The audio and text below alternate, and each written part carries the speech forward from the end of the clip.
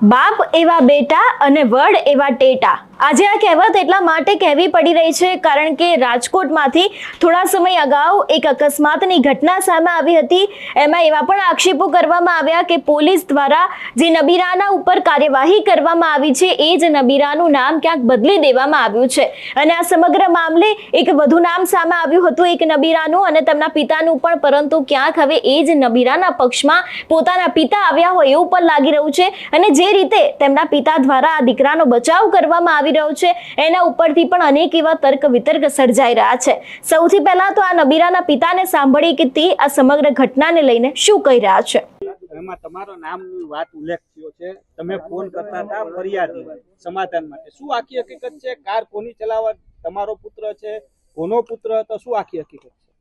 સરજી, તમારી જે માહિતી છે એ માહિતી મારી પાસે નથી. તમે જે કહેવા માંગો છો તે તમે ફોન કરતા હતા કે નહીં? મેં ફરિયાદી કે આરોપીને કોઈને ફોન કરેલો નથી. આ એક બાબત. એક મિનિટ, મારી વાત સાંભળો. તમે છે ને આખી ઘટના વ્યવસ્થિત તમારે જે ખુલાસો કરવો, તમારે જે બોલવું હોય એ માંડીને વાત કરી અને શું આખી ઘટના થઈ હતી અને તમારું શું કહેવાનું, બસ પૂરું. અમે હમણાં નહીં પૂછીએ. ઓકે, હા બોલો. આ ઘટનામાં જે રીતે આ બધા મિત્રો કહો છો કે ભાઈ તમારો દીકરો, તો પહેલી વાત એ કે મારો દીકરો આમાં છે જ નહીં. આ ક્લિયર કટ વાત કહું કે મારો દીકરો આમાં ક્યાંય ગાડીમાં કે ગાડી બહાર કે ક્યાંય મારો દીકરો છે નહીં. હવે આપને જે કંઈ પ્રશ્ન કરવા એ કરવાની છૂટ છે. આક્ષેપ કરે છે કે રાજુભાઈ દવે, એટલે રાજુભાઈ દવે નામના વ્યક્તિનો મને ફોન આવે છે અને તે સમાધાનની વાત કરે છે કે સમાધાન કરી લ્યો અને હોસ્પિટલનો ખર્ચો આપી દેશું, પરિવારને પણ પૈસા આપો.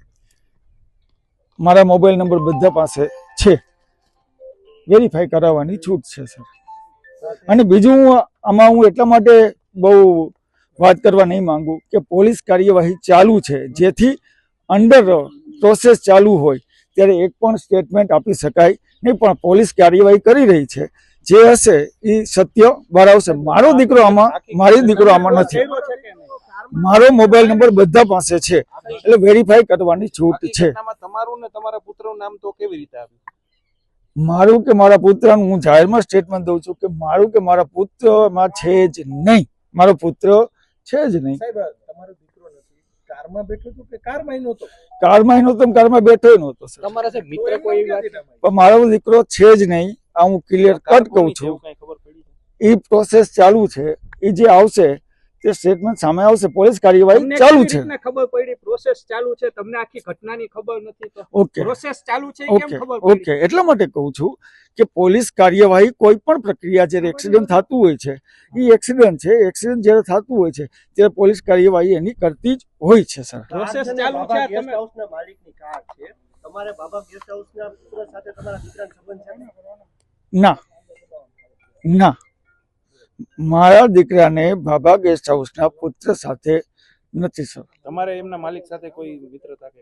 હા, એમના માલિક સાથે મિત્રતા છે, પણ મારો દીકરો એમાં નથી. સાહેબ, તો તમારો દીકરો નથી કોઈ જાણવા મળ્યું છે? કેમ કે સીધા આક્ષેપ આપણી ઉપર થાય કોઈ કરે તો કોણ છે કઈ જાણવા મળ્યું પ્રાથમિક? કોનો દીકરો હતો, કોણ હતો? એમનામ તો સાહેબ અચ્છા. હવામાંથી તમારું નામ આવી હવે હું, તમે જ્યારે દીકરાની વાત કરો છો સાહેબ, એટલે દીકરાના સંદર્ભમાં હંમેશા juvenile justice care and protection act હેઠળ 18 વર્ષથી નીચા હોય એનું આપણે નામ પણ બોલી શકતા નથી. અને આપણે એ પબ્લિક નામ બોલતા જ નથી. એમને મારી જ નથી, એકય નામ જ નહીં, હું એટલા માટે કહું છું કે ભાઈ મારો દીકરો નથી. એ હું આપને કહી દઉં. દીકરો છે જસ્મીનભાઈ કોણ છે?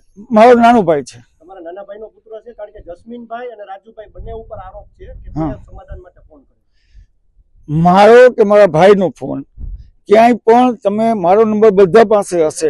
દીકરો કોનો છે? કોઈ પાસે કરાવ્યો હોય એવું? અકસ્માત કર્યો એ તમારા કોઈ પરિવારજનો છે ખરા? તમારા દીકરા સિવાય? પરિવાર ઈ પ્રોસેસ ચાલુ છે પોલીસ એટલે ચોકીમાં. પરિવાર છે એવું શંકાના દાયરામાં છે. પરિવાર તો હોય જ, પણ એ છે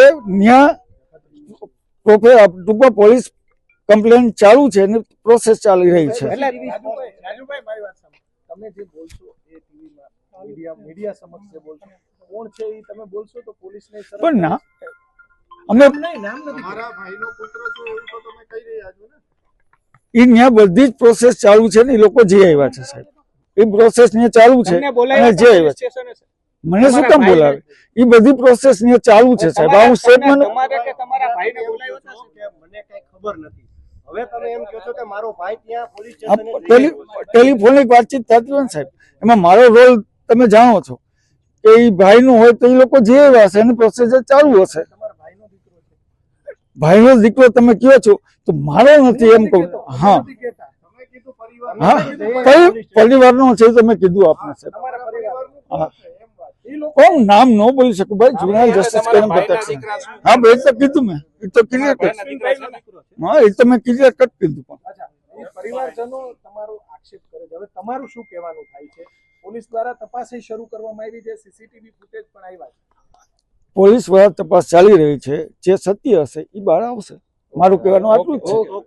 જે સત્ય છે અને અમે પોલીસ નાનો ભાઈ હશે ગમે એ હશે, પોલીસને પૂરેપૂરો સપોર્ટ કરવામાં આવશે સાહેબ. તમે સમાધાન માટેના પ્રયાસ કરી રહ્યા હતા? અમે નથી કર્યા સાહેબ. અમારો નંબર, મારો નંબર ઉપરથી વાત થઈ કે હું રાજુ બોલું છું ભાઈ. હું મેં- હમણાં સાહેબને બીજા નંબર ઉપરથી ફોન કરું કોઈ રહીમ બોલું છું તો ઈ તો આવે. તમે એમ કહો કે મારા નંબરમાંથી ફોન નથી ગયો, તમે- શક્યતા બને સાહેબ. તમે મારો નંબર બધા પાસે છે, હું તમે સાહેબ લઈ એમ લેજો કહું સર. છું કે મારો નંબર બધા આગળ છે, હું બીજા નંબરમાંથી ફોન તો કરી શકું. ઈ મને- એ મને ખ્યાલ નથી સર. એ મને ગાડી ખ્યાલ કોની હતી એ ખબર છે? તમારા ગાડીનો તમારા ખ્યાલ ભાઈના નથી. પુત્રની હતી કે પછી બાપાવાળાના? ગાડીનો મને ખ્યાલ નથી. ઓકે એટલે જે પ્રમાણે અત્યારે હાલ રાજકોટનો જે હિટ એન્ડ રનનો કેસ વધારે ને વધારે રહસ્યમય બનતો જાય છે, એના ઉપરથી અનેક એવા સવાલો ઊભા થઈ રહ્યા છે. ખાસ કરીને પહેલો સવાલ એ કે શું ખરેખર રાજકોટ પોલીસ દ્વારા એ નબીરાને છાવરવામાં આવે છે? શું ખરેખર એ જે ડ્રાઈવર હતો તેનું નામ બદલી નાખવામાં આવ્યું છે અને કોઈક બીજા વિરુદ્ધ જ કાર્યવાહી કરવામાં આવી છે? અને જે અત્યારે દીકરો જીવન મરણ વચ્ચે ઝોલા ખાઈ રહ્યો છે એનું કોણ વિચારશે? એવા અનેક સવાલો અત્યારે હાલ ઊભા થઈ રહ્યા છે. તમારું શું માનવું છે આ વિષયને લઈને? અમને કમેન્ટ કરીને ચોક્કસથી જણાવજો. તેની સાથે જ અમારી ચેનલ નિર્ભય ન્યૂઝને લાઇક, શેર અને સબસ્ક્રાઇબ કરવાનું ભૂલશો નહીં. નમસ્કાર.